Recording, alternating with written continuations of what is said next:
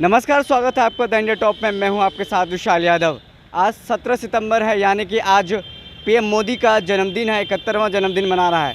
वहीं पूरे देश में आज ट्विटर पर हैशटैग बेरोजगारी दिवस भी ट्रेंड हो रहा है। कांग्रेस ने इसको बेरोजगारी दिवस कहा है, राजद भी बेरोजगारी दिवस मना रही है। और हमारे साथ बात करने के लिए राजद के नेत्री डॉक्टर उर्मिला ठाकुर जी हैं। उर्मिला जी, ये बताइए कि प्रदेश अध्यक्ष हैं महिला प्रकोष्ठ के, ये बताइए कि किस तरह से पीएम मोदी का जन्म दिवस मना रही हैं या फिर बेरोजगारी दिवस मना रही हैं आप? देखिए, नरेंद्र मोदी जी का आज जन्मदिन है, इसके लिए बहुत बहुत शुभकामना है उनको। लेकिन आज हम लोग उनका जन्मदिन इसलिए नहीं मनाएंगे, एक महिला होने के नाते आज महिला पूरे देश में कहीं भी सुरक्षित नहीं है। आज 2 साल की बच्ची से लेकर के 60 साल की औरत तक इनके राजपाट में कोई सुरक्षित नहीं है।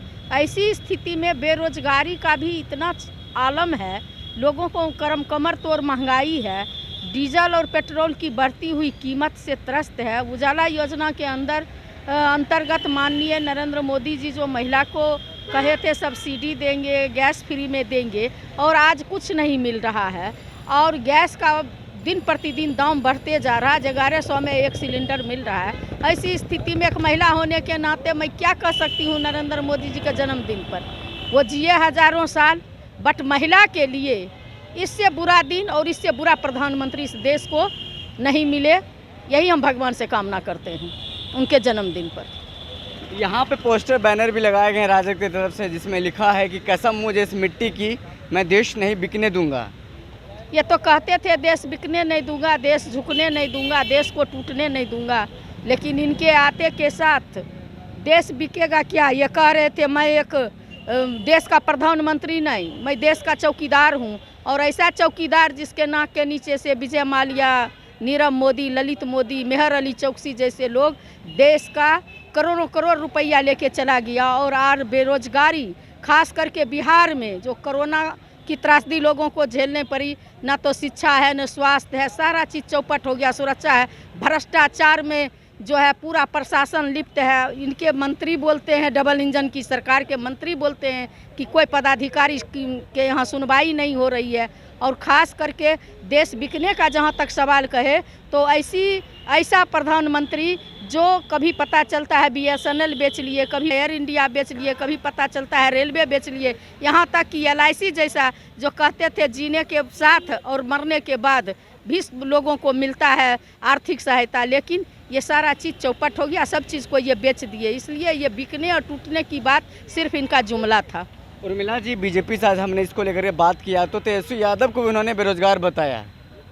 तेजस्वी यादव जी, अगर पूरे देश के लोग बेरोजगार हैं, उनको रोजगार इसलिए है कि 70 घोटाला करके भ्रष्टाचार में लिप्त होकर के मलाई काट रहे हैं। देश दुनिया कहाँ जा रहा है? देश का जो बेरोजगारी का आलम है। और सारे बोलते थे इनके प्रधानमंत्री, बीजेपी वाले को पूछिए कि प्रधानमंत्री ने वादा किए थे चुनाव से पहले कि हम अगर प्रधानमंत्री बनेंगे तो प्रत्येक साल 2 करोड़ युवाओं को हम जो है नौकरी देने का काम करेंगे। लेकिन गद्दी पर बैठते के साथ भारत सरकार की सारी वैकेंसी को उन्होंने बंद कर दिया।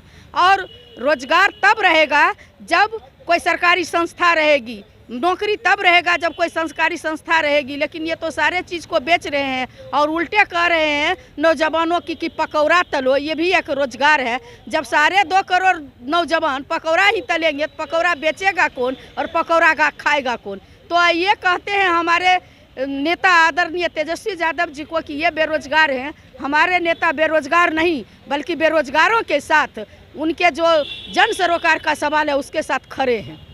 तो आज राजद बेरोजगारी दिवस के रूप में पीएम मोदी के जन्मदिन को मना रही है। मैम, बिल्कुल बेरोजगारी है, पूरे देश में जितनी बेरोजगारी है उसका 66.6 जो है बिहार में बेरोजगारी दर है। तो ऐसे छिनतई हो रहा है, डकैती हो रहा है, ये सारा भ्रष्टाचार। इनके राजपाट में कोई वैकेंसी भर रहा है युवक, तो ना तो समय पर रिजल्ट होता है, उसमें भी भ्रष्टाचार हो जाता है, मेधा घोटाला हो जाता है। और यहाँ तक कि अगर जाइएगा कोई ब्लॉक में जाता है हमारे नौजवान एक जाति प्रमाण पत्र भी बनाने के लिए, एक आय प्रमाण पत्र बनाने के लिए तो बिना घूस का उस बेरोजगार के साथ न्याय नहीं होता है, बिना घूस का कोई काम नहीं होता है। तो जिंदा अगर मृत्यु प्रमाण पत्र भी बनाने जाता है तो उसको लिए भी उसको घूस देना पड़ता है। तो ऐसी स्थिति में बेरोजगारी दिवस नहीं मनाएगा तो नरेंद्र मोदी का लोग जन्मदिन मनाएगा।